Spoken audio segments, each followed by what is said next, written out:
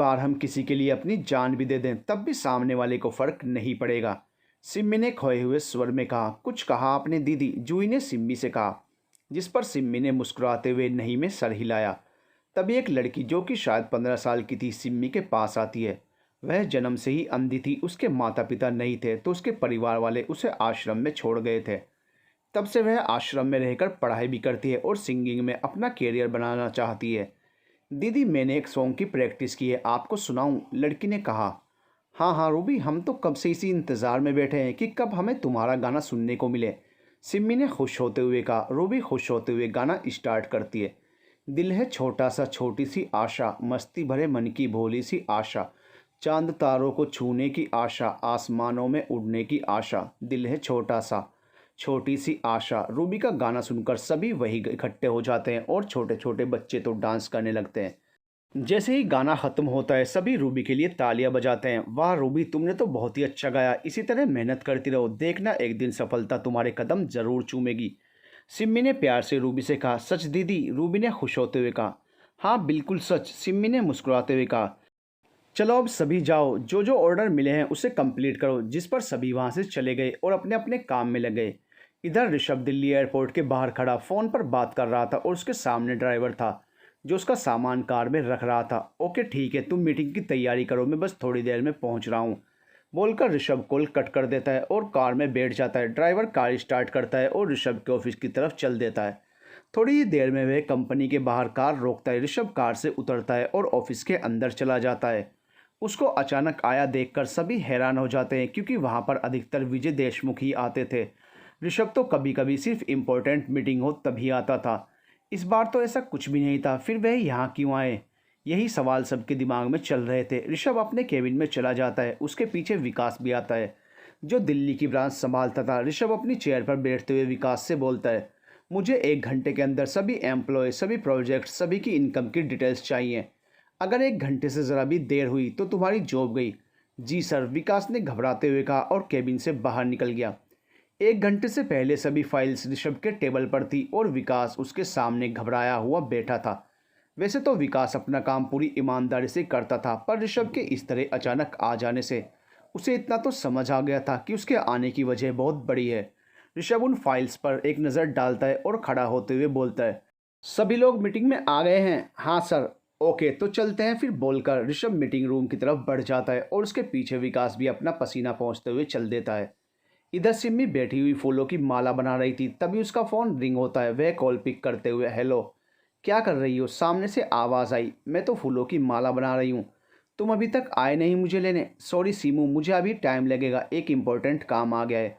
तब तक तुम वहीं रुक जाना, मैं जैसे ही फ्री होता हूँ तुम्हें लेने आ जाऊँगा। कोई बात नहीं अंकित, आज मैं खुद घर चली जाऊँगी, वैसे भी मैं कोई छोटी बच्ची नहीं हूँ जो खो जाऊँगी।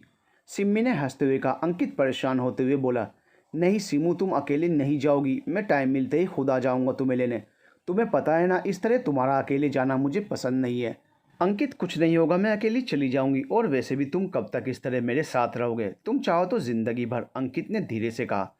कुछ कहा तुमने? नहीं तो, पर तुम जानती हो ना, अंकित कुछ बोलता उससे पहले सिम्मी बोलती है, ज़िंदगी ने मुझे बहुत कुछ सिखा दिया है, यहाँ खुद अपना हमदर्द बनना पड़ता है। सिम्मी की बात सुनकर अंकित चुप हो गया। उसके बाद सिम्मी ने कुछ नहीं कहा और कॉल कट कर दिया। मैं किसी पर बोझ नहीं बनना चाहती हूँ। मैं नहीं चाहती कि लोग कहें कि मैं अपनी दोस्ती का फ़ायदा उठा रही हूँ। मैं जानती हूँ कि तुम मेरे लिए क्या फ़ील करते हो, पर मैं अपने हिस्से का प्यार कर चुकी हूँ। अब इस ज़िंदगी में मुझे किसी और से प्यार नहीं होगा।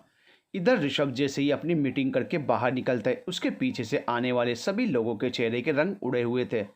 उसने अचानक ही कंपनी के कुछ रूल्स बदल दिए थे और इस मंथ कुछ लोगों को निकाला जाएगा। ये सोचकर सब परेशान थे कि वह कौन होगा जिसे फायर किया जाएगा। ऋषभ बाहर आकर कार में बैठ जाता है। वह एक कॉल करता है। थोड़ी देर तक बात करने के बाद कॉल कट कर देता है और ड्राइवर से चलने का इशारा करता है। इधर सिम्मी जूही से ऑटो बुलाने के लिए बोलती है, जिस पर जूही जाकर एक ऑटो वाले को बुला लाती है। सिम्मी अपना पर्स लेती है और जूही को बाय बोलते हुए ऑटो में बैठ जाती है और ऑटो वाले को चलने के लिए बोलती है। एक जगह ट्रैफिक सिग्नल पर रेड लाइट होने पर ऋषभ की कार वहीं रुक जाती है। उसी के पीछे जिस ऑटो में सिम्मी बैठी थी वो भी रुक जाती है। अचानक ही सिम्मी को अजीब सी बेचैनी होने लगती है। उसका दिल बहुत ज़ोर से धड़कने लगता है। ऋषभ कार में बैठा हुआ अपने फ़ोन में देख रहा था। ट्रैफिक क्लियर होने में टाइम लगते देख वह इधर उधर देखने लगता है। तभी उसकी नज़र कार के रियर व्यू मिरर पर पड़ती है, जिसमें उसे सिम्मी नज़र आती है। वह हैरान होते हुए बोलता है, सिम्मी। वहीं सिम्मी को ऐसा लगा जैसे किसी ने उसे आवाज़ दी हो। वह बेचैनी से बोलती है, ऋषभ। ऋषभ जल्दी से कार से निकलने वाला होता है कि तभी ग्रीन सिग्नल हो जाता है और गाड़ियाँ चलने लगती हैं और उसके पीछे के वाहन हॉर्न बजाने लगते हैं, क्योंकि उसकी कार बीच रास्ते में खड़ी थी। सिम्मी जिस ऑटो में बैठी थी वह साइड से होते हुए वहाँ से निकल जाता है। ऋषभ ड्राइवर को कार साइड में लगाने के लिए बोलता है और ख़ुद कार से बाहर निकल जाता है, पर उसे कहीं भी सिम्मी नज़र नहीं आती। वह निराश होकर कार में बैठ जाता है और ड्राइवर को होटल चलने का इशारा करता है।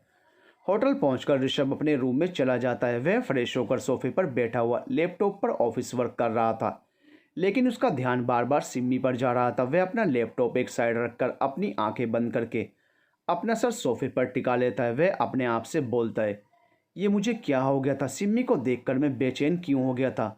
क्यों मैं उससे मिलने के लिए बेकरार हो रहा था? वह तो मेरी लाइफ से चली गई है, फिर क्यों उसकी एक झलक देखकर मुझे सुकून सा मिला? वहीं सिम्मी घर पहुंच गई थी। वह किचन में फ्रिज में से पानी निकालकर पी रही थी। तभी परेशान सा अंकित उसका नाम लेते हुए अंदर आता है। सिम्मी किचन से बाहर आते हुए बोलती, क्या हुआ अंकित, तुम इतने परेशान क्यों हो? सिम्मी, मैंने तुमसे कहा था ना कि मैं आऊँगा तुम्हें लेने, फिर तुम अकेली क्यों आई वहाँ से? तुम्हें पता है मैं कितना परेशान हो गया था, तुम जानती हो ना।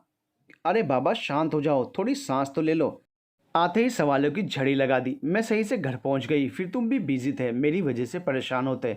सिम्मी ने अंकित की बात बीच में काटते हुए कहा, ये तुम कैसी बातें कर रही हो सीमू? तुम दोस्त हो मेरी, तुम्हें परेशानी में कैसे देख सकता हूँ?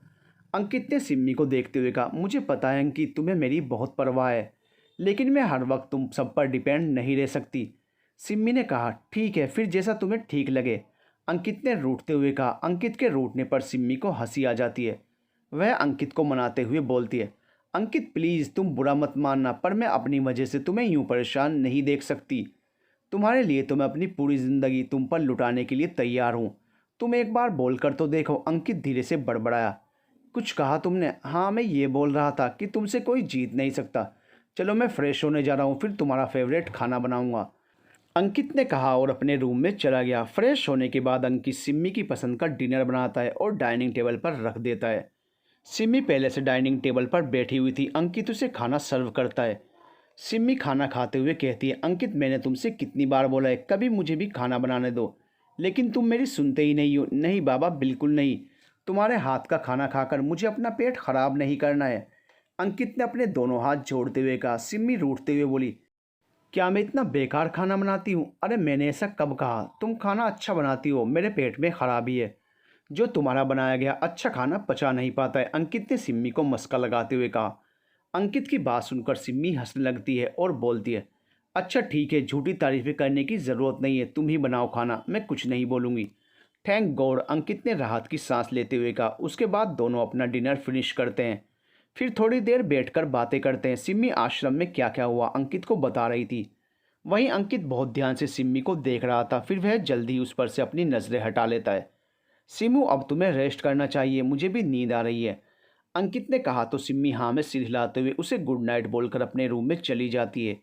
इधर ऋषभ सोफे पर बैठा हुआ था। उसके सामने टेबल पर खाने की प्लेट रखी हुई थी, जिसे उसने छुआ भी नहीं था जब से उसने सिम्मी की एक झलक देखी है। वह बहुत बेचैन है। वह इस बात को अपना भ्रम मान रहा था कि सिम्मी यहाँ कैसे हो सकती है, और अगर सिम्मी यहीं हुई तो। लेकिन वह उसके बारे में क्यों सोच रहा है? वह कॉल करके रूम सर्विस के लिए बुलाता है और खाने की प्लेट वापस ले जाने को बोलता है। थोड़ी देर बाद वह बेड पर लेटा हुआ था, तभी दिव्या की कॉल आती है। वह कॉल पिक करते हुए दिव्या से कहता है, मैं बहुत बिजी हूँ, तुमसे बाद में बात करता हूँ, और फ़ोन कॉल कट कर देता है। दिव्या अपने फ़ोन को देखते हुए बोलती है, ऋषभ को क्या हुआ? इससे पहले तो उसने ऐसे कभी बात नहीं की। फिर अपना सर झटकते हुए, मैं भी ना कुछ ज़्यादा ही सोच रही हूँ, आज ही तो ऋषभ दिल्ली गया है, होगा थोड़ा बिजी, फिर वह भी कल बात करने का सोचकर सो जाती है। सॉरी दिव्या, अभी मेरा मन बहुत बेचैन है, अगर तुमने वजह पूछ ली तो मैं बता नहीं पाऊंगा, क्योंकि वजह मुझे खुद नहीं पता, ऋषभ ने मन में सोचा। फिर थोड़ी देर बाद वह भी सो गया। अगले दिन फिर वही रूटीन था। अंकित ने सिम्मी को आश्रम छोड़ा और ऑफिस चला गया। इधर ऋषभ भी अपने ऑफिस में बैठा हुआ काम कर रहा था। वह अपने लैपटॉप पर पूरे ऑफिस में लगे कैमरे से सब पर नज़र रख रहा था। वहीं उसके ऑफिस के सभी एम्प्लॉय उसके खौफ से लगातार अपना काम करने में लगे हुए थे।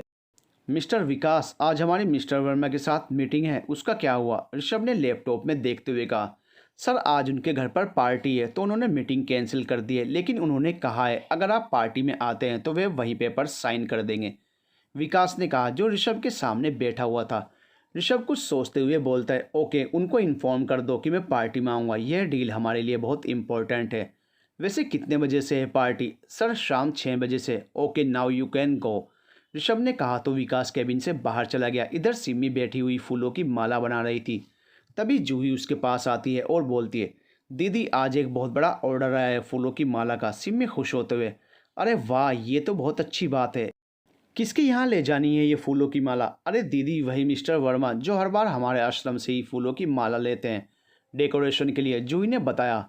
कितने बजे तक फूल ले जाने हैं? सिमी ने फूलों की माला बनाते हुए कहा। दीदी अभी तो जितने बने थे भिजवा दिए हैं, बाकी हमें 5 बजे तक पहुंचाने हैं। जूही ने सिम्मी के पास बैठते हुए कहा चलो ठीक है फिर जल्दी जल्दी हाथ चलाओ। सिम्मी ने जूही से कहा जी दीदी बोलकर जूही भी उसकी मदद करने लगती है। वैसे दीदी हर बार तो आप ही उनके यहाँ जाती हैं फूल पहुँचाने, इस बार भी जाएंगी क्या? हाँ जूही यहाँ की जिम्मेदारी मेरी है तो यहाँ से जुड़े हर काम की जिम्मेदारी भी तो मेरी है, सिम्मी ने कहा। पर दीदी अब चुपचाप अपना काम करो, बहुत बोलती हो, सिम्मी ने जूही की बात बीच में काटते हुए कहा। जी दीदी। इधर मिस्टर वर्मा के घर में पार्टी की तैयारी हो रही थी क्योंकि आज उनकी मैरिज एनिवर्सरी है। ऋषभ भी उनकी पार्टी में आ रहा है, ये जानकर उन्हें खुशी होती है। उन्होंने एक नज़र घड़ी पर डाली जिसमें इस वक्त 5 बज रहे थे। वह सिम्मी का वेट कर रहे थे जो डेकोरेशन के लिए फूल और फूलों से बनी लड़ियाँ लेकर आने वाली थी। थोड़ी ही देर में एक ट्रक आकर उनके घर के बाहर रुकता है और उसके पीछे एक ऑटो जिसमें सिम्मी और जूही बैठी हुई थी। सिम्मी और जूही ऑटो से बाहर निकलती हैं और ट्रक में आए लोगों से फूलों को अंदर ले जाने के लिए बोलती हैं। कुछ आदमी फूलों की टोकरी अंदर लेकर चले जाते हैं। उनके पीछे पीछे जूही और सिम्मी भी अंदर चली जाती हैं।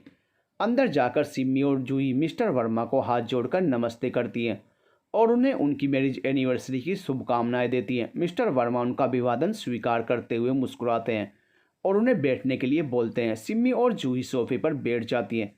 तब तक घर की मेड उनके लिए चाय नाश्ता लेकर आती है। सिम्मी बेटा कैसी हो? आज तो बहुत दिनों बाद मिलना हुआ, मिस्टर वर्मा ने कहा। सिम्मी मुस्कुराते हुए बोलती है मैं ठीक हूँ अंकल, आपको तो पता है ना आश्रम में कितना काम होता है, इसलिए वक्त ही नहीं मिलता है जल्दी कहीं आने जाने का।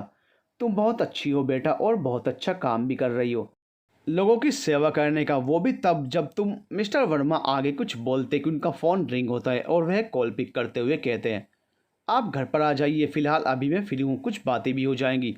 सामने से कुछ बोला गया और कॉल कट हो गया। अच्छा अंकल अब हमें चलना चाहिए, सिम्मी ने कहा। तो मिस्टर वर्मा ने कहा कि वह मिसेज वर्मा से मिलकर जाएं, फ़िलहाल वह पार्लर गई हैं और उन्होंने खास कहा है कि तुम उनसे मिले बिना ना जाओ। सिम्मी मिस्टर वर्मा की बात नहीं टाल पाई और थोड़ी देर के लिए रुक गई। वह जूही के साथ बाहर आ जाती है और अपने साथ आए लोगों से सभी फूलों की टोकरी अंदर रखने को बोलकर उन सबको वापस जाने को बोल देती है। तभी एक कार आकर गेट पर रुकती है, उसमें से ऋषभ बाहर निकलता है। अचानक ही सिम्मी की धड़कनें तेज हो जाती हैं, उसे बेचैनी होने लगती। उसे ऐसा महसूस होता है कि ऋषभ उसके आसपास है, पर फिर वो उसे अपना वहम मानकर वापस से ट्रक ड्राइवर से बातें करने लगती है। वहीं ऋषभ का भी यही हाल था, उसका दिल भी तेजी से धड़कने लगता है। वह इधर उधर देखने लगता है। तभी उसकी नज़र ट्रक के पास खड़ी सिम्मी पर पड़ती है, पर उसकी पीठ ऋषभ की तरफ होने पर ऋषभ उसे देख नहीं पाया और अपना सर झटकते हुए अंदर चला गया। वह अंदर जाता है तो मिस्टर वर्मा फ़ोन पर बात कर रहे थे। उसे देखकर मिस्टर वर्मा उसे बैठने का इशारा करते हैं और वापस से फ़ोन पर बात करने लगते हैं। तभी ऋषभ के फ़ोन पर दिव्या की कॉल आती है। वह कॉल पिक करते हुए बाहर चला जाता है क्योंकि अंदर मिस्टर वर्मा फ़ोन पर बात कर रहे थे। ऋषभ कॉल पिक करते हुए हाँ दिव्या बोलो। तभी ट्रक ड्राइवर से बात कर रही सिम्मी को उसकी आवाज़ सुनाई दी। वह हैरान होते हुए धीरे से बोली ऋषभ दीदी कुछ कहा आपने? जूही जो उसके पास खड़ी थी उसने सिम्मी से पूछा। नहीं, सिम्मी ने कहा और परेशान सी अपने मन में सोचती है ऋषभ यहाँ नहीं, ये नहीं हो सकता, ये मेरा वहम होगा, ऋषभ यहाँ कैसे हो सकता है, वो तो मुंबई में है। सिम्मी को परेशान देखकर जूही ने कहा क्या हुआ दीदी, कोई दिक्कत है क्या, मुझे बताइए। सिम्मी हल्का सा हंसते हुए बोलती है नहीं, बस मैं कुछ सोच रही थी। इधर ऋषभ दिव्या से बात करने के बाद अंदर आ जाता है। मिस्टर वर्मा भी तब तक बात कर चुके थे। उन्होंने ऋषभ को देखा और कहा सॉरी मिस्टर देशमुख, आपको वेट करना पड़ा, it's okay and happy marriage anniversary. बोलते हुए ऋषभ सोफे पर बैठ जाता है। Thank you mister Deshmukh. तभी घर की मेड आकर टेबल पर चाय नाश्ता रख जाती है। मिस्टर देशमुख, मुझे खुशी हुई कि आप मेरे स्पेशल दिन मेरे घर पर आए। वैसे मुझे पता है कि आपको पार्टी में जाना पसंद नहीं है, मिस्टर वर्मा ने कहा। मिस्टर वर्मा, आप तो जानते हैं कि मैं अपने काम से कंप्रोमाइज़ नहीं करता हूँ। मुझे यहाँ का काम जल्द से जल्द फिनिश करके वापस जाना है, ऋषभ ने कहा। मिस्टर वर्मा मुस्कुराते हुए बोले, आपके बारे में काफ़ी सुना था, आज देख भी लिया। उसके बाद दोनों लोग अपनी डील के बारे में डिस्कस करने लगते हैं। मुझे खुशी होगी आपके साथ काम करने में, मिस्टर वर्मा ने कॉन्ट्रैक्ट पेपर पर साइन करते हुए कहा। तभी जूही मिस्टर वर्मा के पास आती है और बोलती है कि सर, अभी मैम को कितना टाइम लगेगा? दीदी पूछ रही हैं। आपको तो पता है कि दीदी ज़्यादा देर तक रुकती नहीं है।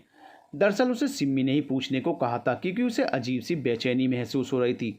उसका दिल वहाँ से जाने के लिए कह रहा था, अरे बस थोड़ी देर में वह आ रही हैं। वैसे तुम्हारी दीदी कहाँ हैं? अभी तो यही थी, मिस्टर वर्मा ने जूही को देखते हुए कहा। दीदी बस आ रही हैं, वह कुछ फूलों की टोकरियाँ रह गई थी तो वहीं रखवा रही हैं। जूही ने कहा। अच्छा ठीक है, मिस्टर वर्मा ने कहा। तभी उनका फ़ोन रिंग हुआ। वह एक्सक्यूज़ मी बोलकर एक साइड चले गए। वहीं जूही ने एक नज़र ऋषभ को देखा, जो अपने फ़ोन में कुछ कर रहा था। फिर वह अंदर दूसरी साइड चली गई, वर्करों को देखने। इधर सिम्मी बड़बड़ाते हुए बोली, ये जूही बिना अंदर जाकर वहीं रुक गई, लग गई होगी बातों में, और मुझे टोकरी लेकर जानी पड़ रही है। वह जैसे तैसे टोकरी को संभालते हुए धीरे धीरे जा रही थी। इधर ऋषभ को अजीब सी बेचैनी महसूस हो रही थी। वह होटल जाने के इरादे से खड़ा हो जाता है और अपने फ़ोन में देखते हुए वहाँ से जाने लगता है। उसी वक्त सिम्मी भी किसी तरह अपने आप को संभालते हुए फूलों की टोकरी लिए अंदर आ रही थी। वह अभी जूही को आवाज़ देती अपनी मदद के लिए कि सामने से आते ऋषभ से टकरा जाती है। उसके हाथ में पकड़ी हुई टोकरी झटके से उछल जाती है। उसके टकराने की वजह से ऋषभ भी अपने फ़ोन में देख रहा था, इसलिए उसका ध्यान सामने नहीं गया और वह सामने से आती सिम्मी से टकरा गया। सिम्मी गिरती उससे पहले ऋषभ ने उसे अपनी बाहों में पकड़ लिया। फूलों की टोकरी से गुलाब के कुछ फूल उन पर गिरते हैं, बाकी फर्श पर। उसकी नज़र सिम्मी पर पड़ती है। उसे यकीन नहीं होता कि सिम्मी उसकी बाहों में है। वहीं ऋषभ के इस तरह पकड़ने पर सिम्मी का दिल तेजी से धड़कने लगता है। वह ऋषभ के स्पर्श को पहचानती थी। उसे यकीन नहीं हो रहा था कि वह ऋषभ की बाहों में है। वहीं ऋषभ बिना पलक झपकाए लगातार सिम्मी को देख रहा था। अचानक ही उसका दिल तेजी से धड़कने लगता है। वह धीरे से सिम्मी को खड़ा करता है। वह ध्यान से सिम्मी को देखता है। ब्लैक कलर के पटियाला सूट सलवार पहने, गले में रेड कलर का दुपट्टा, देखने में सिंपल सी फिर भी बहुत खूबसूरत लग रही थी। सिम्मी ऋषभ की मौजूदगी से घबरा जाती है। वह जल्दी से पलटती है और जल्दी से वहाँ से जाने लगती है। वह कई बार गिरने वाली थी, लेकिन उसने खुद को संभाल लिया और वहाँ से चली गई। ऋषभ सिम्मी को वहाँ से इस तरह जाते हुए देखकर हैरान हो जाता है।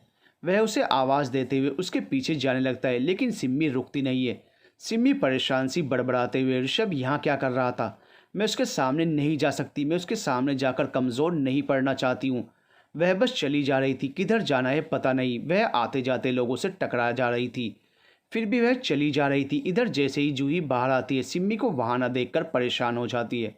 वह सब जगह सिम्मी को देखती है, लेकिन उसे वह कहीं नहीं मिलती। वह आश्रम भी कॉल करके पूछती है, पर सिम्मी वहाँ भी नहीं आई थी। सिम्मी के ना मिलने पर जूही परेशान हो जाती है। फिर वह अंकित को कॉल करती है। अंकित ने उसे अपना नंबर दे रखा था कि अगर सिम्मी को कोई दिक्कत हो तो उसे कॉल करके इन्फॉर्म करे। अंकित ऑफिस में बैठा हुआ अपना काम कर रहा था, तभी उसका फ़ोन रिंग हुआ। जूही का नाम पढ़कर वह परेशान हो गया। वह कॉल पिक करते हुए बोला, सिम्मी ठीक तो है ना? जूही घबराई हुई आवाज़ में बोली, सर दीदी नहीं मिल रही हैं। क्या? कहाँ गई वो? और तुम क्या कर रही थी वहाँ पर? उसका ख्याल रखने की जिम्मेदारी तुम्हारी है ना, फिर तुमसे गलती कैसे हुई? तुम जानती हो ना कि अंकित ने अपनी बात अधूरी छोड़ दी। इस वक्त वह बहुत गुस्से में था। वह जल्दी से उठता है और ऑफिस के बाहर चला जाता है। इधर सिम्मी चलते चलते मेन रोड पर आ गई थी। वह बीच में चल रही थी। आती जाती गाड़ियाँ हॉर्न बजाकर उसे साइड होने का इशारा कर रही थी। सिम्मी बस ऋषभ के बारे में सोचकर रोए जा रही थी। उसे पता था कि वह गलत रास्ते पर चल रही है। तभी अचानक से फुल स्पीड में एक कार आ रही थी। सिम्मी को कार से टक्कर लगती उससे पहले किसी ने उसको खींच लिया। वह इस तरह खींचने पर जाकर उसके सीने से लग जाती है।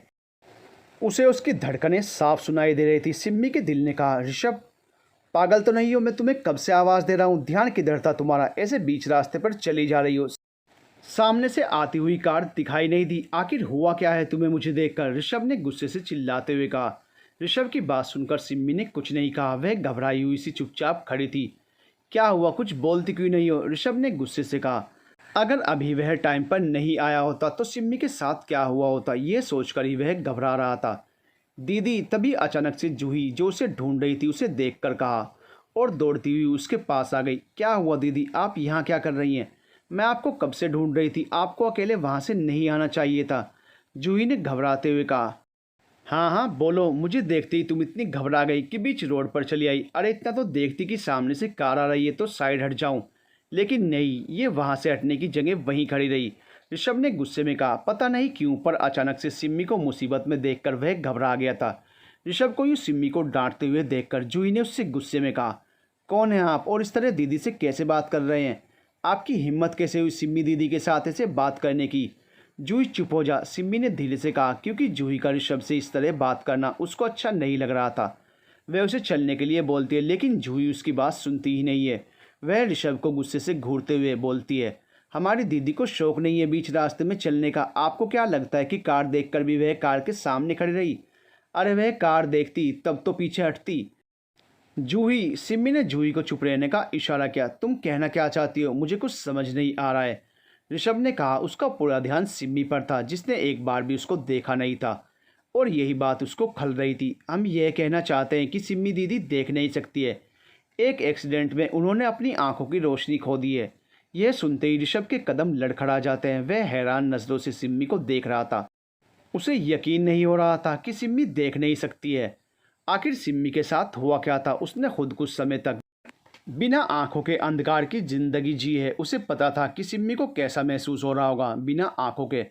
वह अभी कुछ बोलता कि तभी वह देखता है कि एक लड़का दौड़ते हुए सिम्मी के पास आकर खड़ा हो गया है। सिमू, तुम ठीक हो? उस लड़के ने हाँफते हुए सिम्मी का हाथ पकड़े हुए कहा।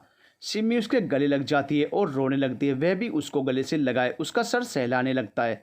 ऋषभ उन दोनों को देख रहा था। उन दोनों को गले लगे हुए देखकर उसे अच्छा नहीं लग रहा था, पर अपने इस एहसास से वो अनजान था। मैं ठीक हूँ अंकित, सिम्मी ने धीरे से कहा।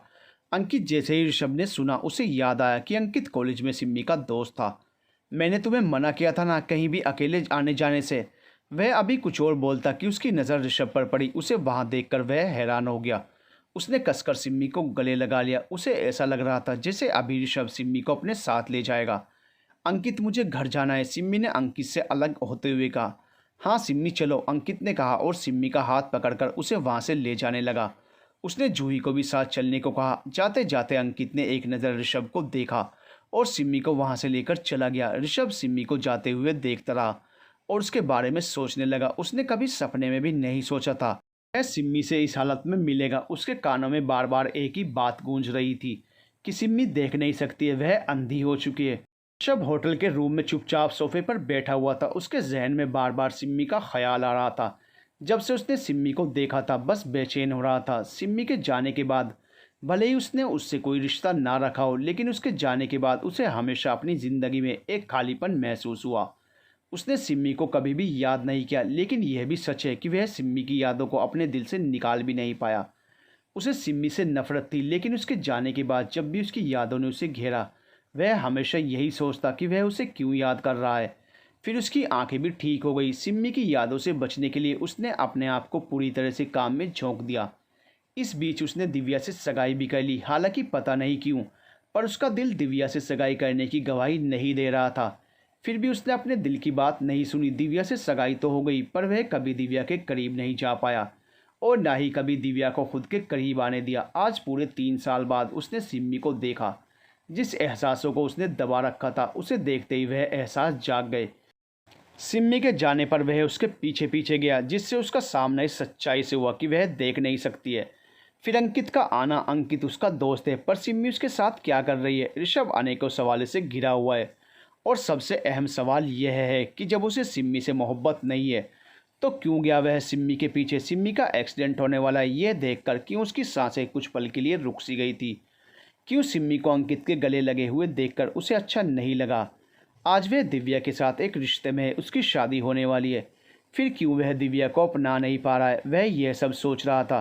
तभी उसका फ़ोन रिंग हुआ। उसने देखा कि दिव्या की कॉल है। वह कुछ देर बजते हुए फ़ोन को देखता है, फिर कॉल अटेंड करते हुए बोला, हेलो, ये सब क्या है ऋषभ? तुम तो वहाँ जाते ही मुझे भूल ही गए हो। जब भी कॉल करो बस एक ही जवाब, मैं बिज़ी हूँ, दिव्या ने थोड़ा गुस्से में कहा।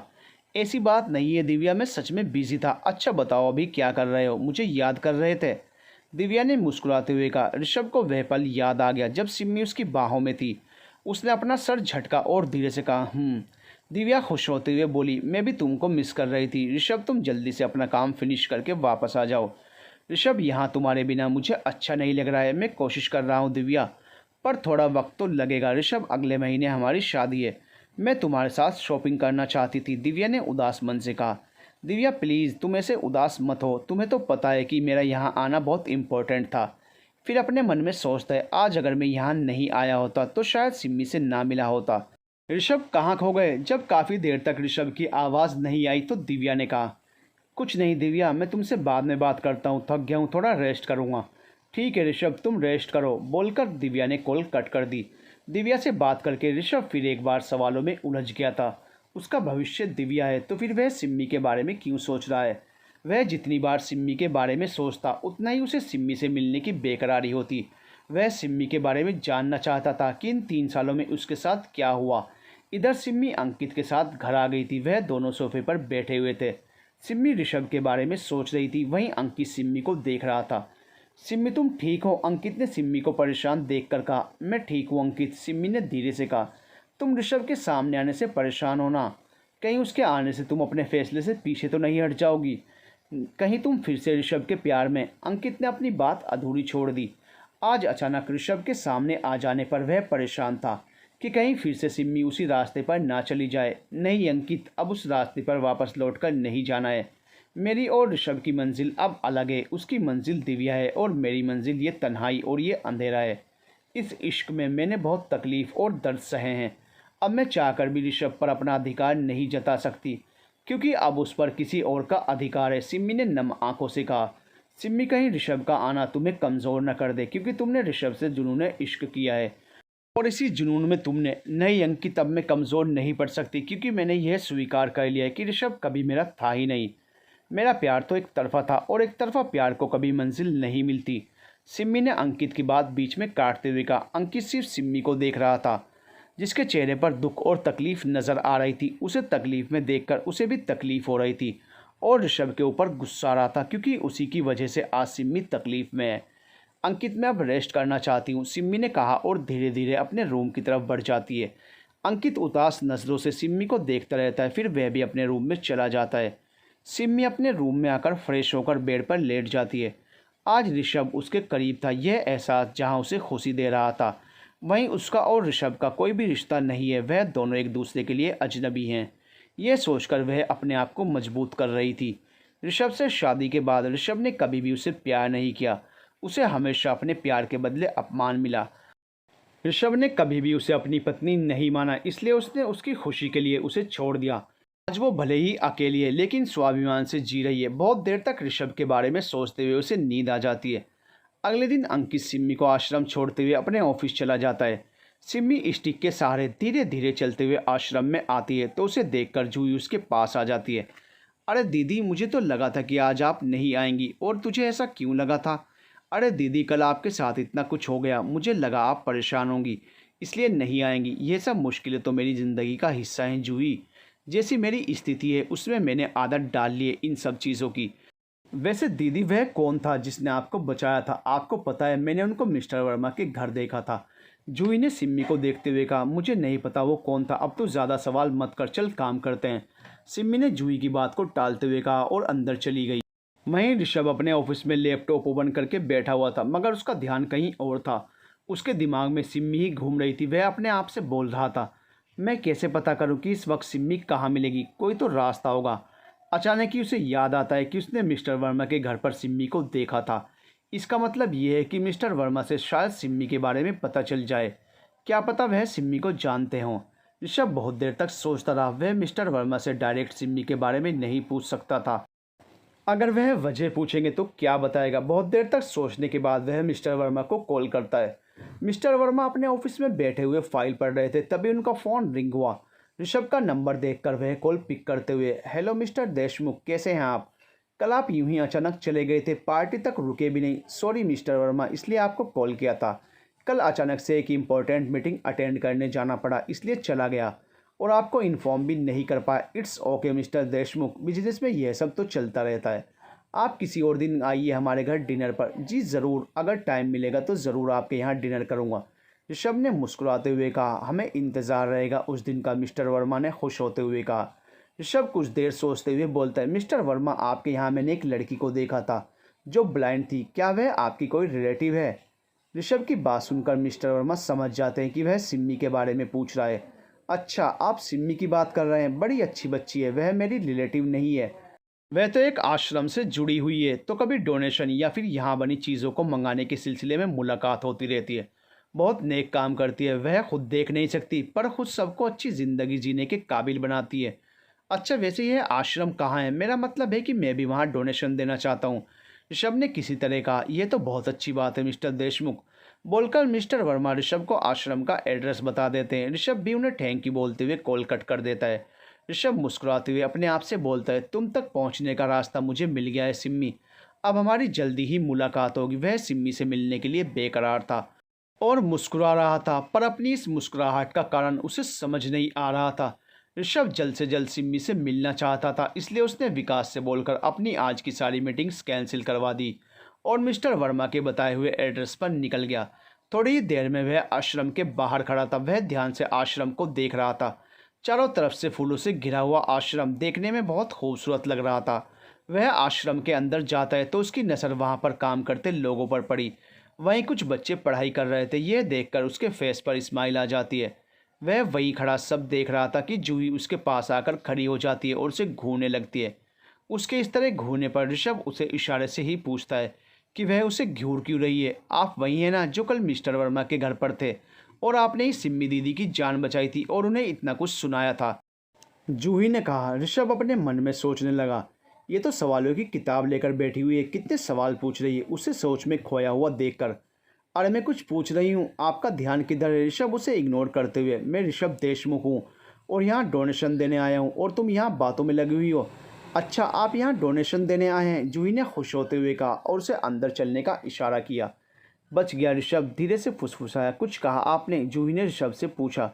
नहीं तो चलिए अंदर चलते हैं, ऋषभ ने मुस्कुराते हुए कहा। जूही ऋषभ को एक केबिन में ले जाती है और चेयर पर बैठने के लिए बोलती है। ऋषभ चेयर पर बैठ जाता है पर वहाँ कोई नहीं था। आप यहाँ बैठिए, मैं दीदी को बुला कर लाती हूँ, जूही ने कहा और वहाँ से चली गई। जूही सिम्मी के पास जाती है जो उस वक्त रूबी का गाना सुन रही थी। दीदी, वो कल वाले साहब आए हैं डोनेशन देने के लिए। जूही ने सिम्मी के पास आकर कहा। कल वाले साहब कौन? सिम्मी को समझ नहीं आया कि जूही किसकी बात कर रही है। अरे दीदी, वही जिन्होंने कल आपकी जान बचाई थी, जूही ने कहा। ऋषभ और यहाँ जूही की बात सुनकर सिम्मी ने अपने मन में सोचा, वे यहाँ आया है, ये सोचकर उसे घबराहट हो रही थी। क्या हुआ दीदी? चलिए, मैं उन्हें ऑफिस में बैठा कर आई हूँ। सिम्मी को समझ नहीं आ रहा था कि वह क्या करे, वह ऋषभ के सामने जाए या नहीं। फिर वह ऋषभ का सामना करने की सोचती है, वैसे भी वह उसके लिए अब अजनबी है। वह जूही के साथ केबिन में चली जाती है। उसे देखकर ऋषभ की नज़रें उस पर ठहर जाती हैं। येलो कलर के सूट सलवार, गले में ग्रीन दुपट्टा डाले वह बहुत खूबसूरत लग रही थी। वह स्टिक की मदद से चेयर तक जाती है और उस पर बैठ जाती है। वह जूही को ऋषभ के लिए कॉफ़ी चाय लेने के लिए बोलती है, जिस पर जूही वहाँ से चली जाती है। केबिन में इस वक्त शांति थी। ऋषभ और सिम्मी दोनों को समझ नहीं आ रहा था कि वह क्या बात करें। कहिए मिस्टर देशमुख, आप यहाँ किस लिए आए हैं? सिम्मी ने खामोशी को तोड़ते हुए कहा। ऋषभ को बहुत अजीब लगा जब सिम्मी ने उसे मिस्टर देशमुख कहा। वह कुछ बोलता कि तभी जूही चाय की ट्रे लिए आती है और टेबल पर रख देती है। ऋषभ कप उठाता है और चाय पीने लगता है। फिर कप टेबल पर रखते हुए, मैं यहाँ डोनेशन देने आया हूँ, पर क्या उससे पहले तुम मुझे अपना पूरा आश्रम दिखा सकती हो? सिम्मी कुछ बोलती तभी एक बुजुर्ग महिला अंदर आती है और किसी सहायता के लिए जूही को बोलती है। तुम जाओ जूही, जब मुझे ज़रूरत होगी तुम्हें बुला लूँगी, सिम्मी ने कहा। पर दीदी, आप इन्हें अकेले आश्रम कैसे घुमाएंगी? मेरा मतलब है कि मैं इन्हें जल्दी से आश्रम दिखाती हूँ। जूही ने सिम्मी से कहा। मैं मैनेज कर लूँगी, तुम जाओ, सिम्मी ने कहा तो जूही वहाँ से उस बुजुर्ग महिला के साथ चली गई। ठीक है मिस्टर देशमुख, चलिए आप हमारा आश्रम देख लीजिए, सिम्मी ने खड़े होते हुए कहा। ऋषभ को सिम्मी का व्यवहार अजनबी जैसा लग रहा था। वह उससे ऐसे बात कर रही थी जैसे उसे जानती ही नहीं हो। सिम्मी अपनी स्टिक लेती है और ऋषभ को अपने साथ चलने के लिए बोलती है। ऋषभ उसके साथ चलने लगता है। सिम्मी उसे धीरे धीरे आश्रम की हर जगह को दिखा रही थी। वहीं ऋषभ का ध्यान सिर्फ सिम्मी पर था। कितना अजीब है ना, जब वह उसे प्यार से देखती थी तो उसने कभी उसे देखा नहीं और आज उसकी नज़रें उसी पर ठहरी हुई हैं। और यह हमारा गार्डन है, यहाँ से हम फूल लेकर मालाएं बनाते हैं, सिम्मी ने कहा तो ऋषभ गार्डन को देखता है। रंग बिरंगे फूलों से सजा हुआ था पूरा गार्डन। सिम्मी मुड़कर वहाँ से जाने वाली होती है कि उसका पैर पास रखी टोकरी से लगता है। वह गिरने वाली होती है कि ऋषभ उसे पकड़ लेता है। तुम ठीक हो? ऋषभ ने उसे पकड़ते हुए कहा। उसका एक हाथ सिम्मी की कमर पर था और दूसरा हाथ उसके कंधे को पकड़े हुए था। मैं ठीक हूँ मिस्टर देशमुख, सिम्मी ने खड़े होने की कोशिश करते हुए कहा, पर ऋषभ उसे वैसे ही पकड़े रहा। यह देखकर उसने धीरे से कहा, छोड़िए मुझे मिस्टर देशमुख, तुम्हारा एक्सीडेंट कैसे हुआ था? सिम्मी, ऋषभ ने सिम्मी को वैसे ही पकड़े हुए कहा। मैंने कुछ कहा है आपसे, छोड़िए मुझे, मैंने भी कुछ पूछा है तुमसे, ऋषभ ने उसकी कमर पर अपनी पकड़ मजबूत करते हुए कहा। मिस्टर देशमुख, अपनी हद में रहिए, हम आपको नहीं जानते हैं, इसलिए हमारी पर्सनल लाइफ से दूर रहिए, सिम्मी ने थोड़े गुस्से में कहा। सिम्मी का यह कहना कि वह ऋषभ को नहीं जानती उसके दिल में चुभ सा गया था। वह सिम्मी को देख रहा था जिसके चेहरे पर गुस्सा साफ झलक रहा था। इस वक्त दोनों आश्रम के गार्डन में थे। सिम्मी ऋषभ की बाहों में थी। उस वक्त फिलहाल वहां कोई नहीं था। सिम्मी को डर था कि किसी ने उन्हें ऐसे देख लिया तो सबके मन में उनको लेकर सवाल खड़े हो जाएंगे। क्या कहा तुमने? तुम मुझे नहीं जानती हो? ऋषभ ने थोड़े गुस्से से कहा और सिम्मी को अपने करीब खींच लिया। ऋषभ की सांसें सिम्मी को अपने चेहरे पर महसूस हो रही थी। उसके इस तरह करीब होने पर उसकी धड़कनें तेज हो गई थी। वह खुद को संभालते हुए, नहीं, ऋषभ अपना चेहरा सिम्मी के चेहरे के करीब ले जाते हुए, अब भी नहीं जानती हो? सिम्मी कांपती आवाज़ में, नहीं। ऋषभ सिम्मी के और करीब हो जाता है। अब उसके होंठ हल्के से सिम्मी के होंठों को छू रहे थे। ऋषभ को नहीं पता कि वह ये सब क्यों कर रहा था, पर सिम्मी की करीबी उसे सुकून दे रही थी। ऋषभ के होंठों का स्पर्श अपने होंठों पर महसूस करके सिम्मी सिहर उठती है। उसके होंठ थर्रा थर्रा उठते हैं। वह कांपती हुई आवाज़ में कहती है, आप ये गलत कर रहे हैं, किसी और पर अपना यूं हक जताना गलत है। हमारे रास्ते अलग हो चुके हैं, आप मेरे लिए सिर्फ एक अजनबी हैं। उसे समझ नहीं आ रहा था कि ऋषभ क्यों उसके करीब आ रहा है। वह तो उससे नफरत करता है, तो फिर क्यों उसके करीब खड़ा है? ऋषभ सिम्मी को देखे जा रहा था। उसकी बातें सुनकर उसे बुरा लग रहा था। वह सिम्मी को निहारते हुए, माना कि अभी हम अजनबी हैं पर कभी हम एक रिश्ते में बंधे हुए थे। तुमने मेरी फैमिली के लिए बहुत कुछ किया था जो मैं आज तक नहीं भूला हूँ, इसलिए तुम्हारे पास आया हूँ ये जानने के लिए कि क्या हुआ था तुम्हारे साथ। बहुत वक्त लगा दिया आपने यह जानने के लिए, सिम्मी ने दर्द भरी आवाज़ में कहा। ऋषभ ध्यान से सिम्मी के चेहरे को देखने लगा, फिर धीरे से कहा, भले ही मुझे वक्त लगा लेकिन फिर भी मैं तुम्हारे पास आ ही गया। ऋषभ की बात सुनकर सिम्मी की धड़कनें तेज हो जाती हैं। फिर अचानक उसे उसका बीता हुआ कल याद आता है। फिर वह सोचती है कि शायद उसके अंधे होने की वजह से ऋषभ उस पर तरस खाने आया है। वह धीरे से बोली, अब इन बातों का कोई फ़ायदा नहीं है मिस्टर देशमुख, आप अपनी लाइफ में खुश हैं और मैं अपनी लाइफ में। सिम्मी की बात सुनकर ऋषभ को याद आता है कि उसकी और दिव्या की शादी होने वाली है। सिम्मी के साथ उसका जो भी रिश्ता था वो ख़त्म हो चुका है। दीदी कहाँ हैं आप? अचानक से जूही की आवाज़ आई। सिम्मी घबराते हुए, छोड़िए मुझे, जूही यहीं आ रही है। उसने अगर हमें ऐसे देख लिया तो उसके सवालों का जवाब देना मुश्किल हो जाएगा। आज तो बच गई तुम मेरे सवालों से, लेकिन बताना तो तुम्हें पड़ेगा, ऋषभ ने धीरे से कहा और सिम्मी को छोड़ दिया। सिम्मी संभल कर खड़ी हो जाती है। तब तक जूही उनके पास आ जाती है। वह सिम्मी को देखते हुए, अरे दीदी आप यहाँ हो, मैं आपको कब से ढूंढ रही हूँ। सिम्मी ने तब तक अपने आप को संभाल लिया था। वह हल्का सा मुस्कुराते हुए बोली, जूही मैं बस मिस्टर देशमुख के साथ आ ही रही थी। तो मिस्टर देशमुख, आपने हमारा आश्रम तो देख ही लिया है, अब हमें डोनेशन की प्रक्रिया पूरी कर लेनी चाहिए, सिम्मी ने कहा। Sorry Mrs Simmi, Mr Deshmukh, Mrs नहीं मिस सिम्मी, सिम्मी ने ऋषभ की बात बीच में काटते हुए कहा। ओके मिस सिम्मी, आज तो मैं चेक लाना ही भूल गया, मैं कल फिर आऊँगा तब दे दूँगा, ऋषभ ने मुस्कुराते हुए कहा। सिम्मी जानती थी कि ऋषभ झूठ बोल रहा है, पर वो उसे कुछ बोल भी नहीं सकती थी। अरे लगता है मेरा फ़ोन आपके केबिन में रह गया, क्या आप मंगवा देंगी?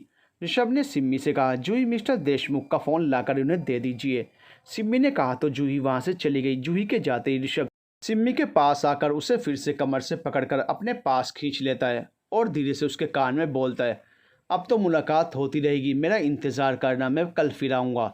सिम्मी ऋषभ के इस तरह करीब आने पर बेचैन हो रही थी। उसने ऋषभ को धक्का देकर खुद से दूर किया। वह कुछ बोलती तभी जूही ऋषभ का फ़ोन लेकर आती है और उसको थमा देती है। ऋषभ अपना फ़ोन पॉकेट में रखते हुए बोला, तो मिस सिम्मी कल फिर मुलाकात होगी, जो बातें आज अधूरी रह गई थी वह कल पूरी होंगी। सिम्मी ऋषभ के कहने का मतलब समझ रही थी। वह मुस्कुराते हुए बोली, अब आपको चलना चाहिए। ओके बोलकर ऋषभ ने एक नज़र सिम्मी को देखा और वहाँ से चला गया। उसके जाने के बाद सिम्मी ऋषभ के बारे में सोचने लगती है। वह अपने मन में बोली, क्यों ऋषभ, जब मैं सब कुछ पीछे छोड़कर आ गई हूँ तो क्यों मुझे यूँ सामने आकर तड़पा रहे हो? बहुत मुश्किल से इस दिल को तुम्हारे बिना जीना सिखाया है, अब मैं फिर से इसको तुम्हारी आदत नहीं डाल सकती। ऋषभ आश्रम से चला गया था और सिम्मी वहीं खड़ी उसके बारे में सोच रही थी। उसको वहीं खड़े देखकर जूही ने कहा, अरे दीदी क्या हुआ, क्या सोच रही हैं, अंदर नहीं चलना है क्या?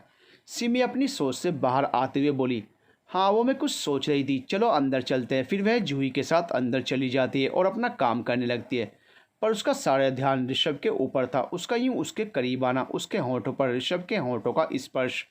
इधर ऋषभ होटल में आकर होटल रूम में बैठा हुआ था। आज जो भी हुआ वह उसके बारे में सोच रहा था। उसका यूं सिम्मी के करीब जाना, सिम्मी को देखते ही उसमें खो जाना, उसे वो पल याद आ रहा था जब उसके होंठ सिम्मी के होंठों से टकरा रहे थे।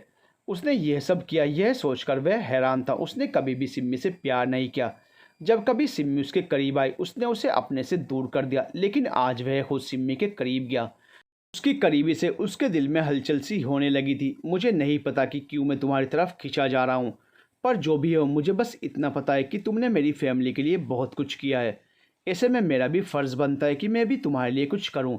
ऋषभ ने अपने आप से कहा। उसके बाद वह लैपटॉप ओपन करके अपना काम करने लगता है। आज उसके चेहरे पर सुकून था जो पिछले 3 सालों में उसे नहीं मिला। इधर अंकित अपने ऑफिस में बैठा हुआ सिम्मी के बारे में सोच रहा था। जब से उसने ऋषभ को यहाँ देखा है वह बेचैन हो रहा था।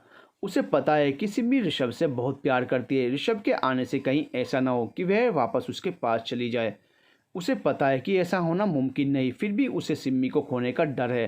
हमेशा से ही सिम्मी से प्यार किया है। अब सिम्मी उसके साथ है तो उसे उम्मीद है कि शायद एक दिन उसे भी उससे प्यार हो जाए। लेकिन ऋषभ के आने से उसके दिल में एक डर सा बैठ गया था। शाम को अंकित अपना काम फिनिश करके सिम्मी को लेने आश्रम पहुंच जाता है। सिम्मी जूही के साथ खड़ी उसी का वेट कर रही थी। उसके आते ही वह कार में बैठ जाती है और उसके साथ घर के लिए निकल जाती है। थोड़ी ही देर में वह दोनों घर पहुंच जाते हैं। फिर वह दोनों अपने अपने रूम में फ्रेश होने चले जाते हैं। फ्रेश होने के बाद सिम्मी सोफे पर बैठी हुई गहरी सोच में थी। वहीं ऋषभ किचन में डिनर की तैयारी कर रहा था। साथ ही वह अपने और सिम्मी के लिए चाय भी बना रहा था। थोड़ी देर में चाय बनकर रेडी हो जाती है। वह 2 कप ट्रे में रखकर सिम्मी के पास चला जाता है और उसे चाय पीने के लिए बोलता है। अंकित की आवाज़ से वह अपनी सोच से बाहर आती है और धीरे से चाय का एक कप उठाती है। अंकित भी उसके पास में बैठकर चाय पीने लगता है। उसका सारा ध्यान सिम्मी पर था जो कुछ सोच रही थी। आज ऋषभ आया था आश्रम। सिम्मी ने जैसे ही यह बात अंकित को बताई वह हैरान हो गया। उसका दिल तेजी से धड़क रहा था। वह धीरे से बोला, वह क्यों आया था? वहाँ आया तो डोनेशन देना था, लेकिन मुझे पता है वह मुझसे मिलने आया था। वह पता करने आया था कि इन 3 सालों में मेरे साथ क्या क्या हुआ है। सिम्मी ने गहरी सांस लेते हुए कहा, तो क्या फिर तुमने आगे के शब्द अंकित से बोले नहीं गए? उसे डर था कि सिम्मी कुछ ऐसा न कह दे जिससे वह उसे हमेशा के लिए खो दे। नहीं अंकित, अंकित अब उन बातों का कोई मतलब नहीं है। मैं पुरानी बातें भूल चुकी हूँ। अब मेरी ज़िंदगी में ऋषभ के लिए कोई जगह नहीं है। उसके यहाँ होने ना होने से मुझे कोई फ़र्क नहीं पड़ता है। सिम्मी ने नम आंखों से कहा। सिम्मी की बात सुनकर अंकित ने राहत की सांस ली। वह सिम्मी का हाथ पकड़ते हुए बोला, सिमू मैं हमेशा तुम्हारे साथ हूँ। ऋषभ के आने से तुम्हें कमज़ोर नहीं पड़ना है, तुम्हें हिम्मत से काम लेना है। उसके बाद भी तुम जैसा चाहोगी मैं तुम्हारा साथ दूंगा।